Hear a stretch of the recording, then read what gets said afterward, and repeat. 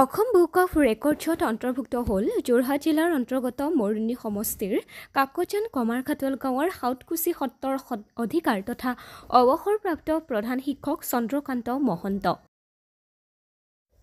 সমাজসেৱাক ব্ৰত হিচাপে গ্ৰহণ কৰি 105 বছৰ গৰকা সত্ৰাধিকাৰগৰাকীয়ে এটা দীঘলীয়া সময়ৰ বাবে বিভিন্ন সামাজিক অনুষ্ঠানৰ প্ৰতিষ্ঠা কৰাত আগভাগ লৈছিল।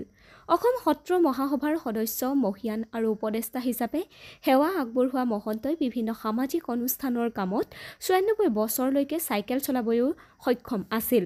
এতিয়াও সত্ৰাধিকাৰগৰাকীয়ে নিজৰ কাম নিজে কৰাৰ লগতে শতায়ুগৰাকীও সুস্বাস্থ্য অটুট আছে। সত্ৰীয়া সংস্কৃতিৰ উত্তৰণৰ হকে কাম কৰি থকা মহন্তক কিছুদিনৰ আগতে আছাম বুক অফ ৰেকৰ্ডছ দিল্লীৰ প্ৰতিনিধি ৰামকুমাৰ কাৰ্কি আৰু উজনি অসমৰ প্ৰতিনিধি মঞ্জিত শৰ্মাই তেওঁক সত্ৰত সম্বৰ্ধনা জনায়।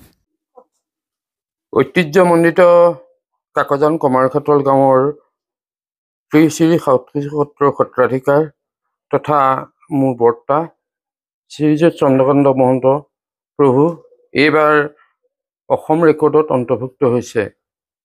তেখেতে দীৰ্ঘদিন টাইম চাইকেল চলালে, প্ৰায় ৯৪ বছৰ বয়সলৈ যায় একেৰাহে তেখেতে চাইকেল চলালে।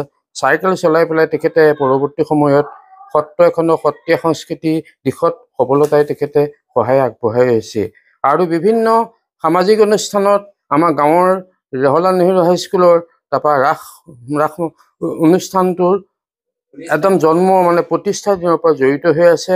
লগতে অসম সাহিত্য সভাৰ অসম সত্ৰ মহাসভাৰ আজীৱন সদস্য আৰু উপদেষ্টা আদি পদতে তেখেতে বিভিন্ন ক্ষেত্ৰত, যদিও তেখেতৰ শাৰীৰিক শক্তিৰ দুৰ্বল, মানসিক শক্তি তেওঁ সবল হৈ আছে।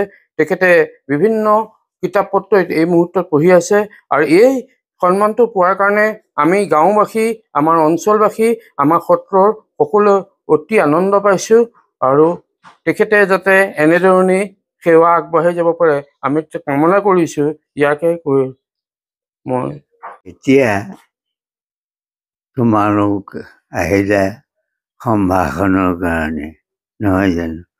মোৰ এতিয়া বয়স অতি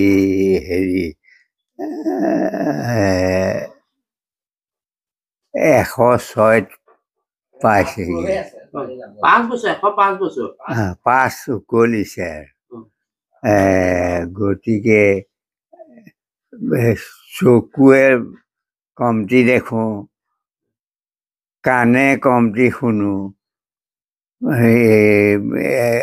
এই যে স্পষ্ট কথা ক'লে শুনো, ফুচ ফাচ ফাচ সেইবোৰ নুশুনো। এতিয়া মই 18 বছৰ চাকৰিত সোমাই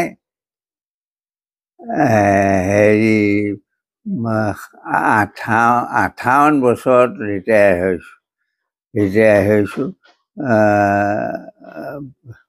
28 বছৰত এতিয়া 28 বছৰ 57ত এতিয়া হৈছোঁ। এতিয়া